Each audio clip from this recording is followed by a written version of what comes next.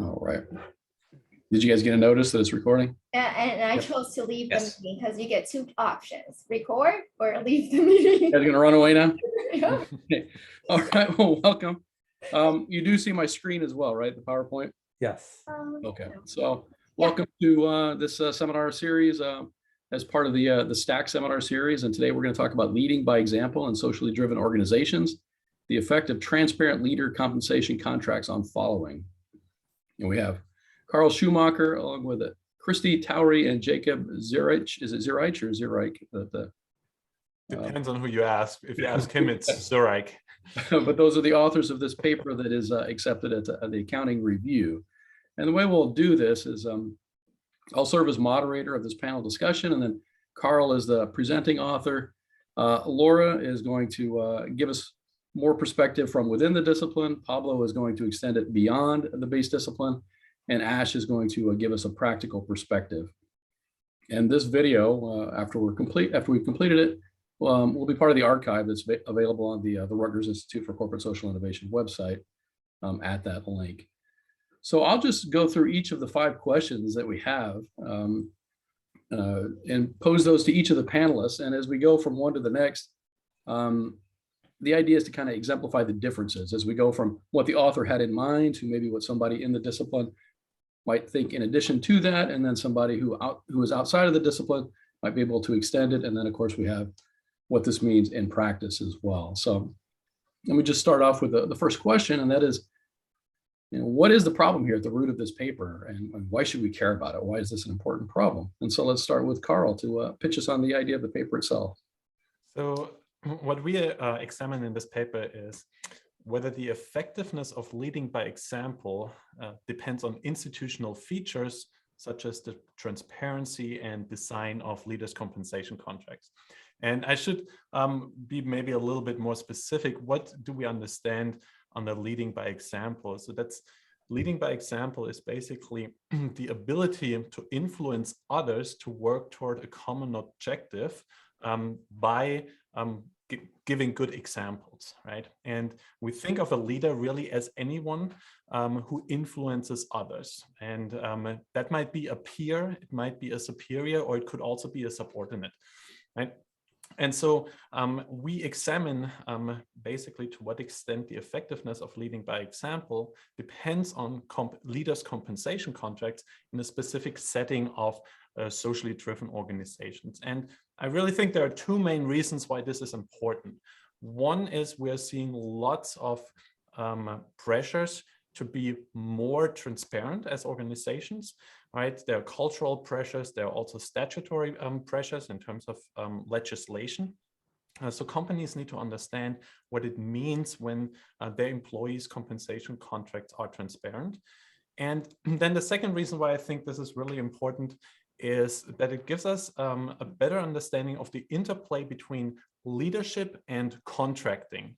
And that is, I find that important because, often we focus on what makes a leader effective, and we think of personal characteristics of individuals.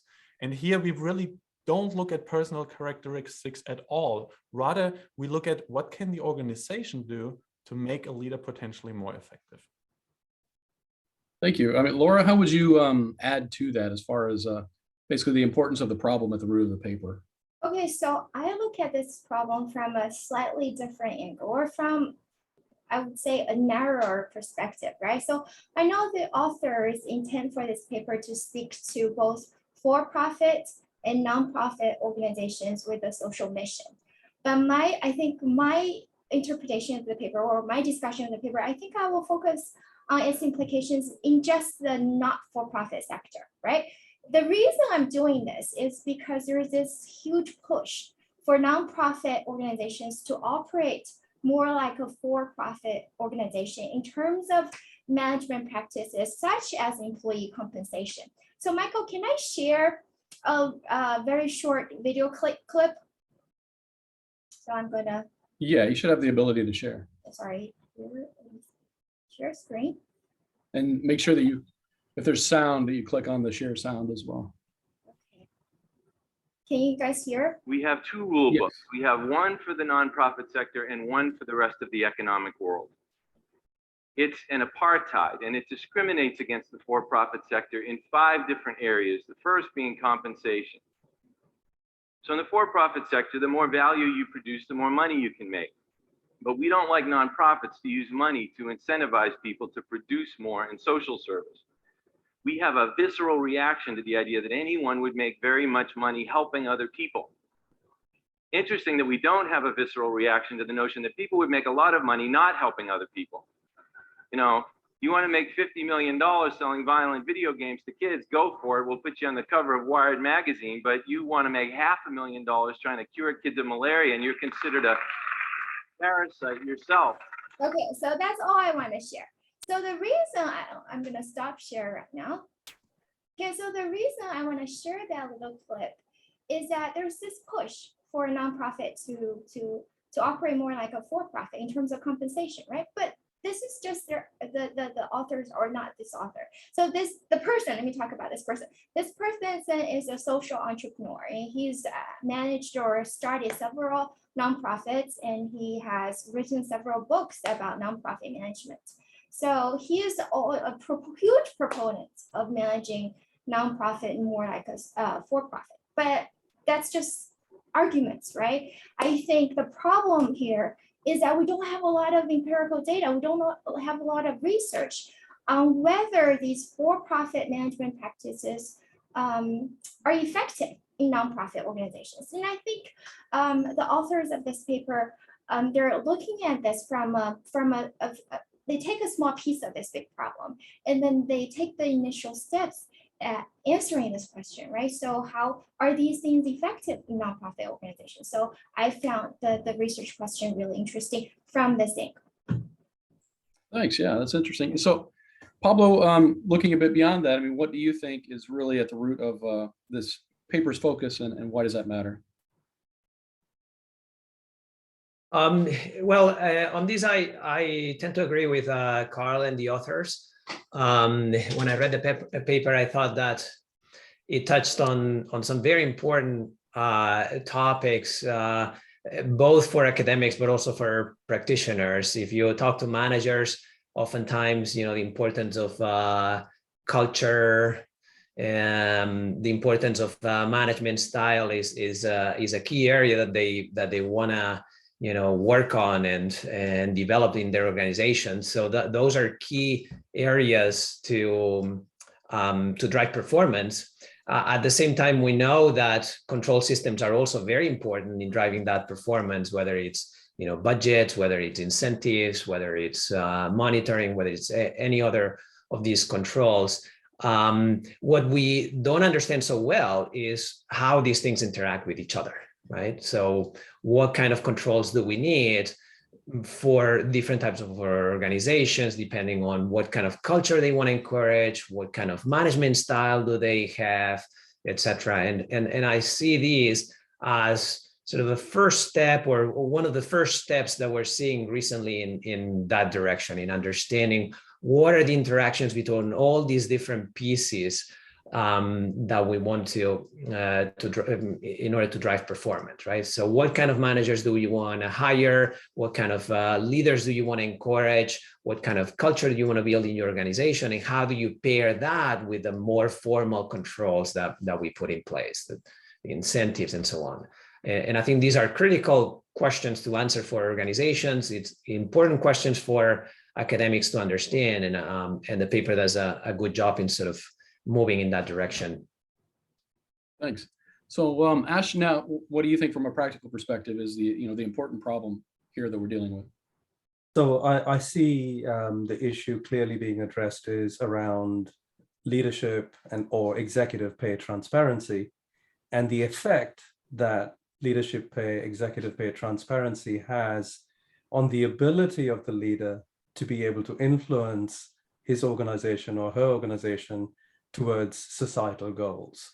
So this is beyond, so whether this is for-profit, not-for-profit, is actually, I like the positioning of that, because what it is doing is it's focusing on transparency of executive pay, and then asking the question, whether that transparency enables the leader in certain ways to exercise control or exercise performance over the peers or the subordinates of this person. Now, the reason this is really important in my mind is if you look at ESG, the environmental, social, and governance mandate, it's only gaining relevance and more importance. And when you look at the value that an organization creates, it's 90% of its value is beyond its P&L and beyond its balance sheet. The value is intangible. And goals such as the wider good for the society, or goals that drive environmental standards, or goals that protect the environment, etc. The value of these type of initiatives is significant and contributes to the value of the enterprise significantly. So in order to drive these type of goals, what should leaders be doing? And how should they be motivating the entire workforce behind a purpose? And so I think the problem the paper is addressing is relevant. However, the way it goes about addressing the problem is something we can talk about in terms of the level of granularity that we spoke about before we started the conversation, makes it difficult to draw some conclusions. So I'll come to that later. But I believe that's the problem that the paper is addressing. Yeah, well, let's stick with you then, Ash, and let's go to the second question and think about, it's not it's not as if no one has ever addressed the issue of trying to, improve leadership effectiveness in socially driven organizations and the organizational practices, including compensation, that deal with that. So what do you think has been missing from our understanding of this important problem? So if I take a step back and just go one level up, there is, up to now, there isn't a understanding, a clear understanding of how transparency in compensation affects an organization. So how does transparency in pay, in not just leadership pay, but just transparency, it's not been precisely articulated as to how transparency addresses the performance of an enterprise or performance of an organization with regards to not just social goals, but generally performance. Does transparency in pay drive performance is a question that hasn't been addressed comprehensively. So I believe that is missing from our overall construct of understanding. Okay, thank you. So Pablo, from the literatures you're familiar with, what would you say is missing in this area? Well, I think, as I was saying earlier, I see this as this paper as sort of touching on the interaction between formal controls and incentives and the softer controls, if you will, of leadership style and culture. There's relatively little work on the intersection. There has been a lot of work on leadership style, to what extent leaders, supervisors, CEOs drive performance. From the leadership and management literatures, for instance, there's a ton of work trying to, first of all, measure what is leadership, and with various constructs of leadership, and also to relate it to performance somehow. But usually these measures of performance tend to be survey-based, so perceptions about how well you think the organization is performing, or what is the employee satisfaction, and things like that. But it's this literature doesn't tend to relate it to harder measures of performance like financial performance. You also have other areas in economics and finance, for instance, that also find strong effects of leadership and variation in performance by different leaders. But they tend to treat leadership as more of a black box. So it's kind of like a fixed effect, right? Different leaders perform differently, they behave differently, they take different corporate actions, but we don't really understand from that perspective what makes a good leader, what kind of characteristics make a good leader.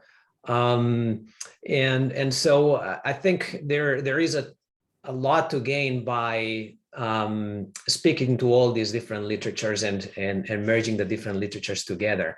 There's also a lot of work in economics, but also in accounting and finance, trying to understand the effects of different types of controls, different types of incentives, right? And we do know a lot that people tend to respond when we introduce a new incentive scheme, a new commission, whether it's a bonus with various target difficulties, whether it's a tournament or relative performance evaluation, people tend to respond. And again, we understand a lot less what drives variations in that response. Where do these type of incentives work better? For what type of leaders do they work better? Is it more for an organization that pushes for more of an individualistic view and individual performance, or an organization that tries to drive teamwork? Or is it a manager that is more transactional or more transformational or more servant? So we understand much less how these different incentive schemes and these different controls perform in all these various circumstances. So that's, I think, how I view the paper, as sort of enlightening us in the interaction between all these different types of controls, soft and hard controls. Excellent. I mean, there are a lot of different touch points where this paper can inform in those areas. So from your perspective, Laura, what is the gap here? So I agree with what Pablo has said and what Ash has said. So to add to that, so because I'm looking at this from more of a nonprofit perspective, I agree. When we study the effects of different compensation, we have a lot of studies on the effects of different compensation contracts in the more of the for-profit sector, right? Maybe we know less about how they interact with other control mechanisms, other informal control mechanisms, but nevertheless, we have a lot of studies. We understand a lot about how these compensation contracts work in for-profit organizations, but we understand relatively little about how these contracts work in non-profit organizations, right? And then from my own experience, from my own research, the effects of these contracts or these mechanisms can be the opposite, can be completely different in nonprofit than in for-profit. So to give you an example, so we know that in for-profit organizations, when you pay people based on their reported performance, right? What they'll do, likely they will misreport more. They'll misreport their performance more so that they can pay more. And what I've seen, I did a couple studies in the nonprofit sector, and what we've seen is in the nonprofit sector, people still misreport, but they misreport to gain more resources for the mission. And now if you tie their individual pay, their pay to their performance, and you pay them based on their reported performance, they'll misreport less. So there are a lot of examples like that where the effect of a contract, of a compensation system, of a mechanism, of a management control mechanism could be different in nonprofit than for-profit. And I think we need a lot of research in this area. Good. Yeah. So straight from the author's mouth, what did you intend as the missing link here? Well, I would say there are three that I'm just going to shoot out. One is when you look at leadership, and Pablo basically said that in different words, but a lot of what the leadership literature does is look at personal characteristics of leaders, right? And again, a leader could be a CEO, a manager, a peer, even a subordinate in the way we think about a leader. For us, a leader is anybody who influences others through their actions. But so a lot of the literature really examines personal characteristics of these individuals, like charisma or being authentic. And we take that personal aspect completely out. we want to see how institutional features affect leadership effectiveness. So that is one. Then another one is clearly, now, how does something like leadership, such an informal control or a soft skill, right? How does that interact with some harder things, some harder controls like contracting, compensation, right? So that interplay between those two, right? We need to understand that much better. And again, that's something I think Papa also pointed out. And then finally, I think when we just look at contracting, right? Typically what we do is we examine, well, if I give somebody more compensation or if I change that individual's compensation, how does it affect that individual's behavior? Right? But here we actually do something different. We look at an indirect effect of one individual's compensation on the behavior of somebody else, right? So that one individual somehow is able to influence the other individual through leadership.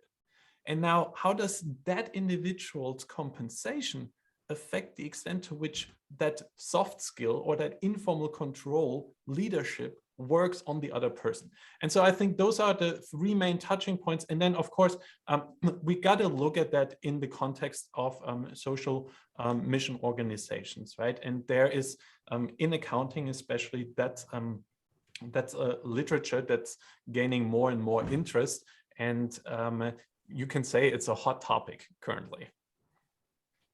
Hey, and that's what intrigued me most about this paper is just all the different areas that it touches on. I mean, it brings in literatures that are well outside of accounting. I'm not that familiar with accounting review papers, and so I was surprised to see that accounting is kind of a minor part of this. I mean, it touches on so many things. So I think we figure that out. Yeah. It depends on what you understand as accounting, right? So if you ask Laura, Pablo, and me, we will say compensation contracts and formal and informal controls. That is accounting. And you'd say, well, but in our understanding, right, that's for that type of stuff, information that's created within the organization is used to measure performance, and then that is used to incentivize people to behave in a way you would want them to behave. Yeah. So let's stick with you and let's move on to the third question, Karl. And you know, we've figured out now that there is you know, an important problem at the root of this, and that there is a gap. We don't fully understand that important problem. So you've taken it on with your co-authors, and now you have an answer. So please share with us, you know, what it is that we now know about this problem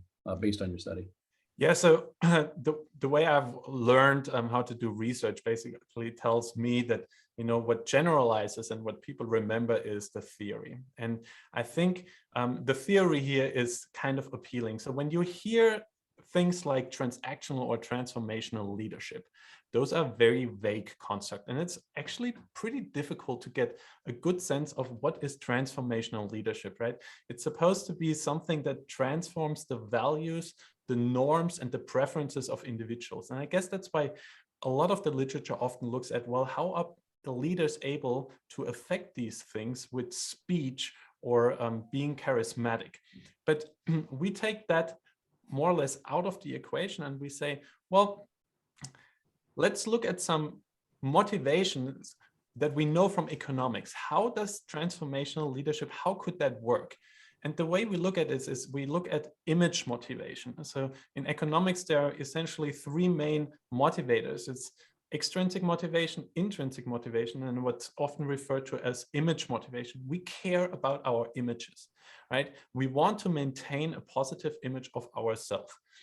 And in order to maintain that, right, if we engage in action that don't allow us to maintain that self-image, and we engage in actions that deviate from that, that creates a personal cost because it makes it harder for us to maintain that self-image.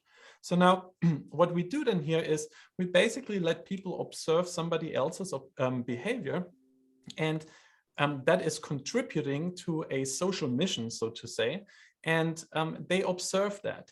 And based on the actions of somebody else, right, they may have to make a decision about what do they want to do. And here really then what the action of the leader says is how much they care about a social objective. Now, if I, as an independent observer, see what other people do to apparently maintain their self-image, if they do more than I would have anticipated them doing initially, and I don't follow and I don't contribute in a similar way, that makes it harder for me to maintain a positive self-image about myself. So basically, we look at other people's actions and we use that as a proxy for how they feel about things. What is adequate, essentially, for us to maintain our self-image. So now the better we are able to say, well, that action is really based on their interest or how much they care about the common objective, now the more we are likely to follow their lead. Now, now imagine somebody who contributes to a common objective, right? And they do it in a way that's impressive. We tend to say, well, I'd like to follow that, or I might have to follow that to maintain my positive self-image. And we think of them as a good person. But now let's change that a little bit. Let's say they just do that because they have a personal financial gain from doing that. So, you know, as they actually get a bonus for doing that, I'm not going to feel so bad not following, right? Why is that? Well, because I can say they don't really care about the common objective. They care about making profit for themselves. So it's easier for us to not follow, and leadership becomes less effective, essentially. And a similar effect happens when they have more compensation to do things. It's expected from them to do this. That is what they are paid for. I am not paid like that, so I don't have to do that. I can maintain my own self-image. Now, what I'm trying to say is, I guess, is, and that's something I really like about the paper, we provide a mechanism, a very clear mechanism, how transformational leadership can work, right? And it's by raising the benchmark of what is necessary for me to maintain my positive self-image. Once I can start to attribute somebody else's actions to something else, like financial incentives, right, that has not so much of an effect anymore on what I consider adequate or necessary to maintain my positive self-image. And so it will not have as a strong effect on me following. Wow, that's intriguing. I think you might be reading a lot into it. I mean, I think we might when we get to the next question. After I fully agree. There are limits to that, but you know, on a higher level, this is like where we would like to go with that, and that's how we think about it. And obviously, there are problems with every. So you've heard. Let's mix it up a little bit. Let's move over to Ash and for a practical perspective, because you've heard. Actually, there's a lot of practical application too in what you said, but you know, a lot of theoretical implications. So what do you think this paper has told us that we now can kind of better incorporate into practice? I think what this is really helping us to see, when we think of good governance, obviously transparency in setting and publishing of leadership pay, it really is a key part of good governance. It's required for publicly listed enterprises, and it holds leaders of corporations accountable. So there's no doubt about that. What was really interesting was the paper does seem to establish that greater transparency in its construct in terms of base pay and incentive pay, etc., actually has a negative impact on leadership, by example. That was very clearly what I read. And it does inform, to the contrary, belief, whilst executive pay, leadership pay is good governance, it may not necessarily lead to better employee engagement. So that was really interesting. Yeah, I mean, I don't know if it's, you know, in this setting or how generalizable it is beyond the setting, but, you know, the notion that money can motivate managers, but it may not, it may discourage followers is an intriguing thing. Laura, what do you think this paper's contributions are? How I don't think I have too much to add to what everybody has said. I take away from this paper is that all these compensation practices, competitive salary, pay for performance that are used in for-profit sector, if you apply it to the nonprofit sector, it can interfere with social influence, which could be a very important mechanism for nonprofit organization, or what the authors call leadership, right? Leading by example, right? Social influence, right? So if you apply that to the nonprofit sector, and to the extent social influence is a huge mechanism, it's an important mechanism to influence employee behavior in this sector, things could backfire. So that's my takeaway. Thanks. And Pablo, Any additional? Yeah, I agree with a lot of the comments that have been said. I would add perhaps that I think what the paper clearly shows is that the incentives that we thought, they work, and incentives motivate individuals. Well, it turns out that actually they don't work equally well in all settings. So our initial question that we discussed as to whether the incentives need to be tailored to the specific managers, the specific culture, the specific setting, whether it's for-profit or not-for-profit. That's actually a very relevant problem, and we need to pay a lot of attention to. So I think that was very clearly established. So that I would think would open up scope for a lot of new studies in figuring out what other dimensions are important. I would also add that I think another thing that the paper establishes, it's more of a methodological contribution that I would like to point out too. I always thought that part of the difficulty of studying leadership is the fact that it's not a topic that is very amenable to studying it in the lab. Laboratory studies are great because they give us a lot of control. We can do a lot of studies and try various, all different variations and gain a lot of understanding. But I always thought of leadership as something very difficult to implement in the lab. And what the paper clearly shows is that it's actually feasible.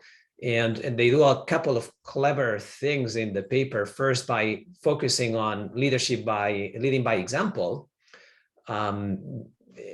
because they can implement that just simply by having the decision-making staggered. So I observe what the person that came before me did, and that influences my decision.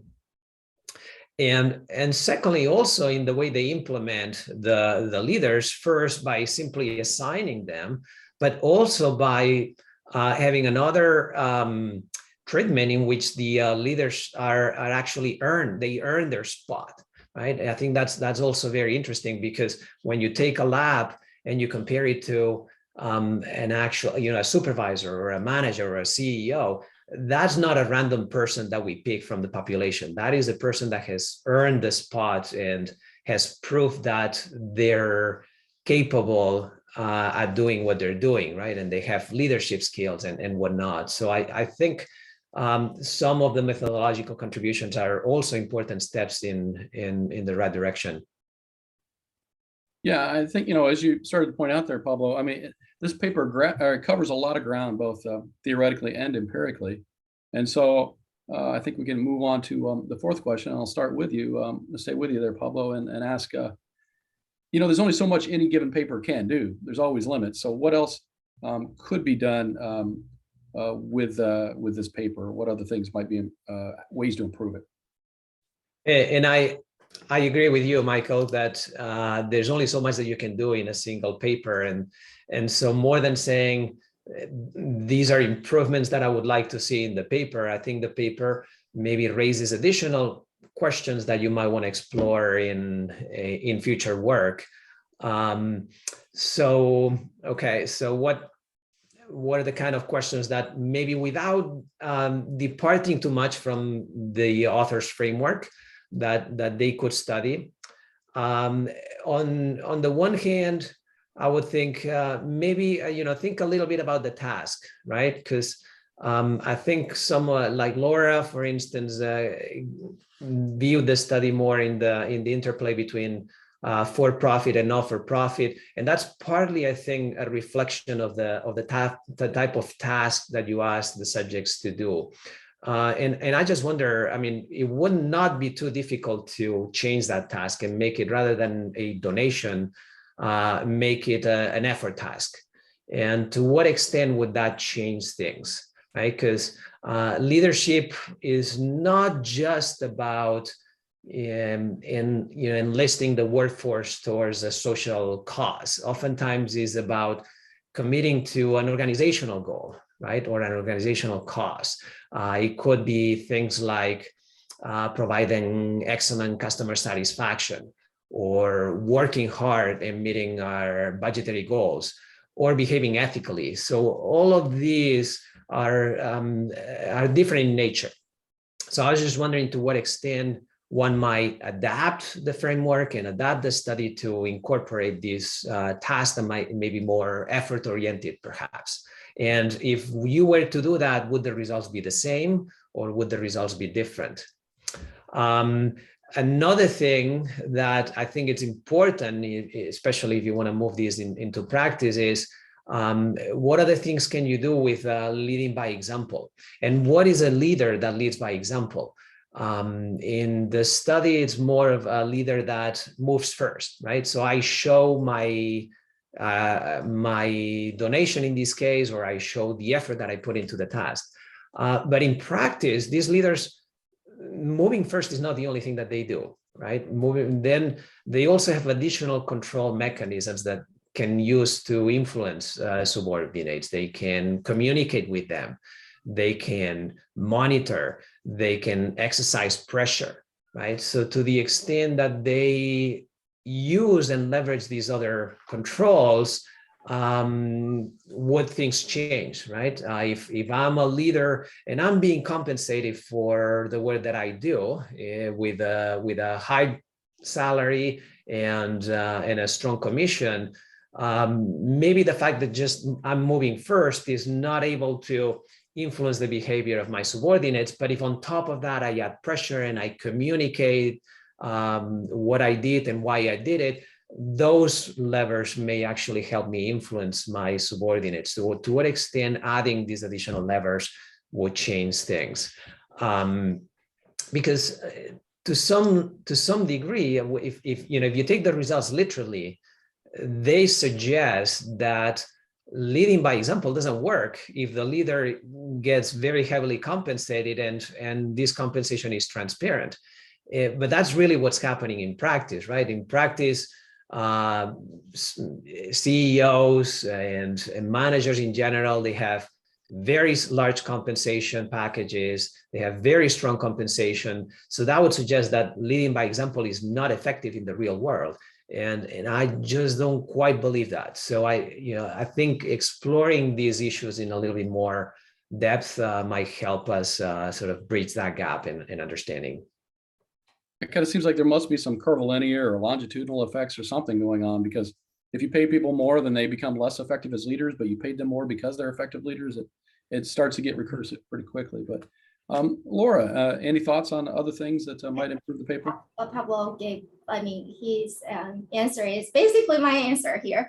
And I think, no, but again, I look at it from a slightly different angle, right? So to what extent their result is applicable to the for-profit world, right? So if we can compare and contrast, we learn a little more about this paper. So in the for-profit world, if Ash makes a lot of money, gets a really high salary, and I see him working really hard, what is my interpretation of that? I'm like, maybe I need to work hard so I can get that salary. I can get paid a lot. So I can see this effect being very different in the for-profit world.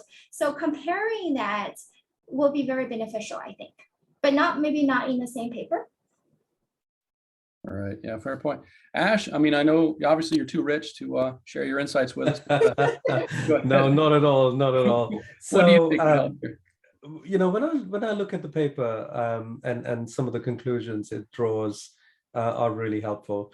But when we do consider the transparency in terms of the construct of the compensation, I think the paper's gone into too much detail on low incentive, low incentive intensity, small fixed compensation, and construct of the balance between incentive. And I think there's an overall question, an overarching question, which is around how does the compensation of the leader affect the capability of the leader in leading or not leading for a specific societal type of a goal? Because we're not talking about for-profit type goals of improving profit, but more a ancillary goal, a purpose-driven goal of that organization.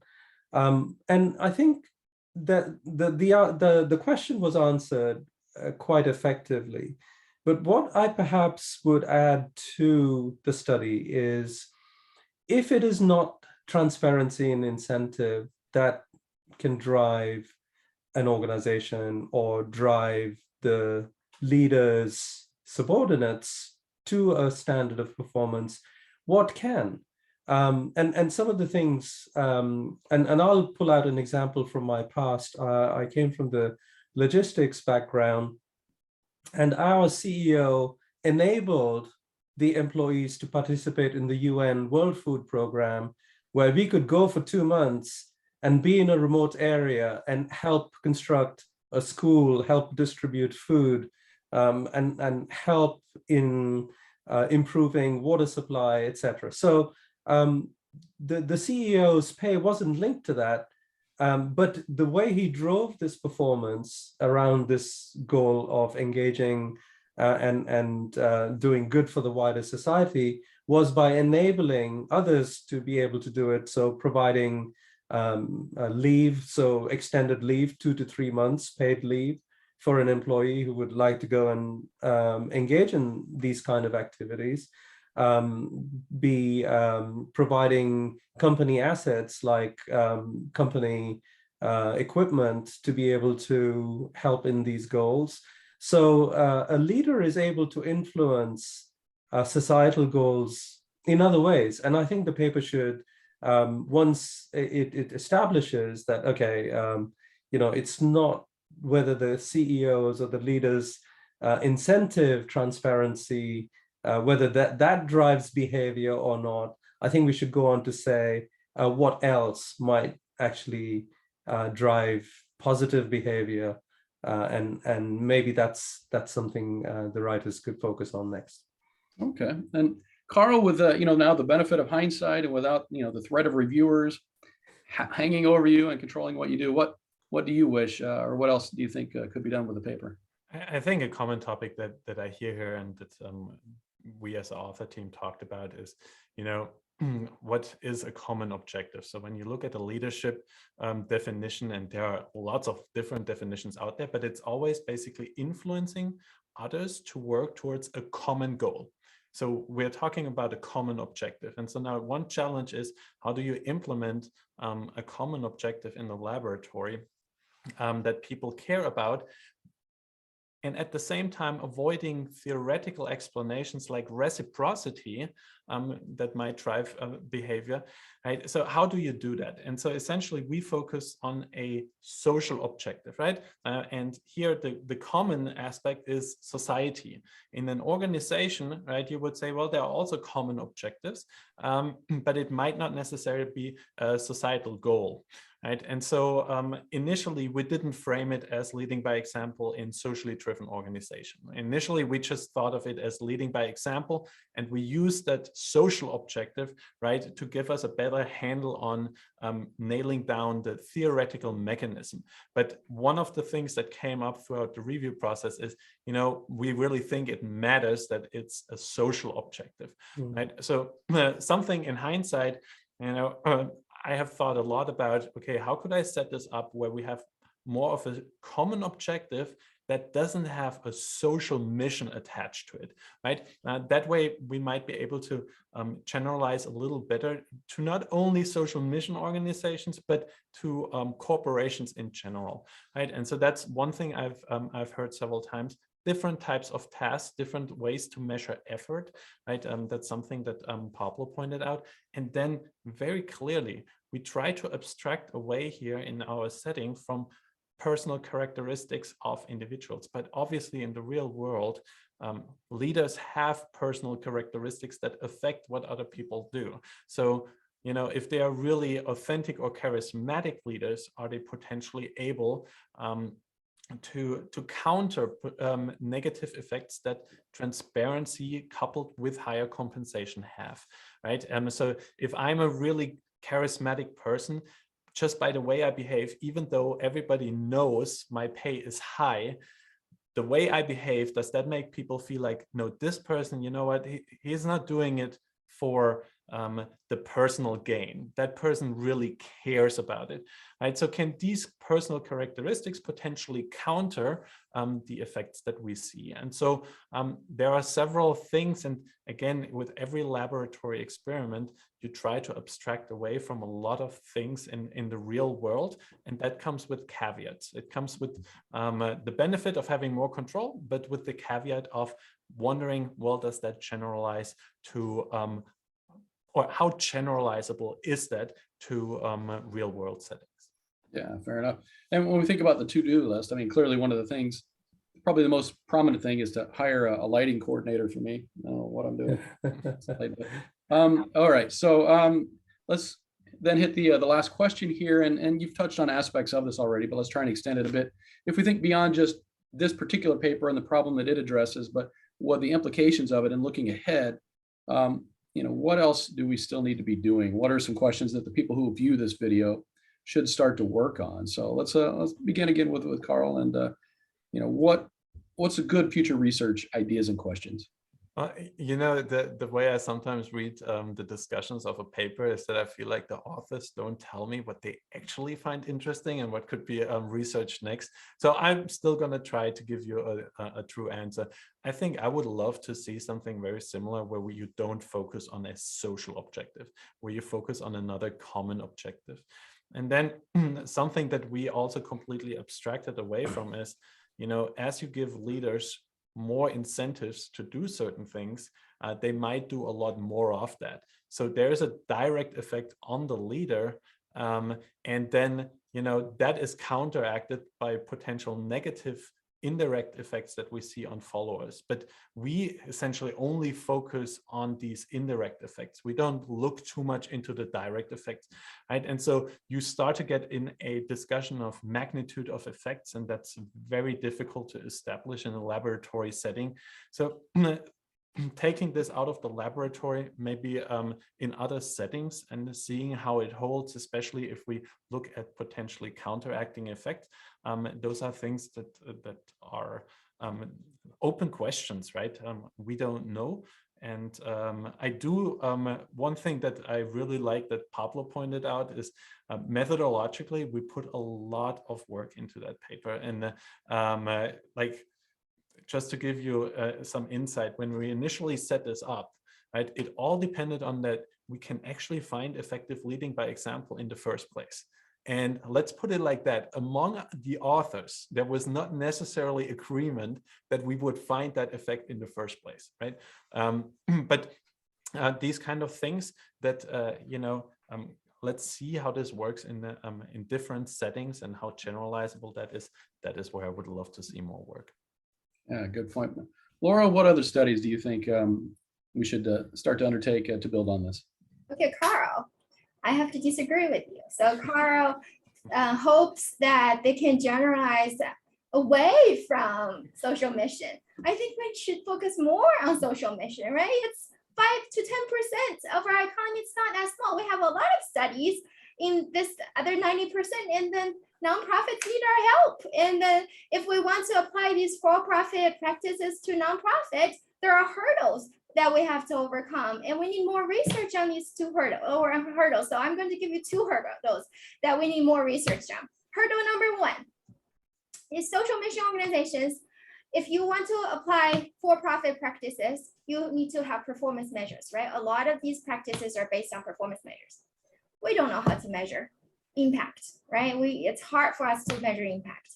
It's hard for us to measure impact that's comparable across organizations. I was volunteering at United Way, and then they have these measures of impact so that they can allocate resources to these nonprofit organizations. But how are they comparable? It's just we need a lot more research in this area. Number 2, which is what the authors have done in this paper, is we need to understand the effects of these for-profit practices, management practices in nonprofit organizations. How do they interact with the characteristics of nonprofit organizations? So sorry, Karl, I'm going to pull you back to nonprofits. I love it. Yeah, there are intriguing differences clearly between how one leads and how one's pay affects. Exactly. Just like with the video you showed. I mean, I think it's fascinating, the better you lead. But yeah, I'm just wondering about the implication. Is the implication that if you're going to get paid a lot to lead effectively in a nonprofit, should you at least cover it up? I mean, that seems to be what is implied here. But Pablo, where do we go from here? I think there's a lot of scope for doing a ton of research in this area. If we think now that there is potentially a large interaction between, things like leadership style and incentives. So I could envision lots of different variations on the same topic, whether it's a social mission versus a non-social or profit-oriented mission. You could vary the type of incentives that you offer, whether it's just incentives for the leader versus also providing incentives for the followers, whether that makes an impact, whether, all sorts of things, whether it's an effort-oriented task versus non-effort-oriented task, whether you use relative performance versus straight commissions. There's lots of different variations that one can try, and a lot of scope for sharpening our understanding of these questions. I would also say, I think when it comes to practical implications, I think it's important to understand sort of things like leadership style, but there's also other dimensions of leadership. And we've touched on a lot of these things, right? Whether it's your personal characteristics, whether it's your communication, whether it's being more of a transformational leader, etc. Right? So I suspect that a lot of these questions might be a little harder to implement in the laboratory. So I think there is a lot of scope for doing field work in this area, right? And field work not in the traditional leadership work where it's about measurement and figure out what is a good measure of a leadership style, and validating that measure and see if it correlates with different dimensions of performance, but actually do, if to the extent possible, field experiments by varying compensation structures for different types of organizations or different types of leaders, etc. I think there is potentially a large avenue for doing interesting work in that regard. Thanks. Yeah, Ash, what other studies in this area would be useful to practitioners? This has really caused me to think again, as you all have been talking about the research and where else we could go. My question to Karl would be, when you really consider you should consider social goals. By the way, ESG is becoming more and more critical, more and more up front and center and critical. So I think you should focus on what is it in leadership that could drive some of these social goals, because clearly it's not incentives, because you can't really incentivize someone to walk the talk. And by that, what I mean is you can't incentivize someone to be honest, or you can't incentivize someone to work with integrity and ethically, etc. That would be wrong. So what are the other qualities that you've mentioned a few times? What are those other qualities of a leader that can drive societal goals? I think that should be a clear area of focus. All right. Well, clearly I have to estimate and change my estimate from a half hour to a full hour for these things, even in this revised format, because there's a lot to talk about. Or maybe this paper is just touching on so many areas that it's going to be longer than most. But I know that some of you have to run, so I'll end it here. We won't get a chance, I don't think, for any back and forth, although I'll end the recording here. If anybody wants to stick around and ask any further questions because they have the time or capacity to do that, glad to do that. But again, thank you all very much. This was a great discussion. We'll post this shortly on the RICSU website. Thank you very much. Michael, Right. Thank you. Thanks, Michael.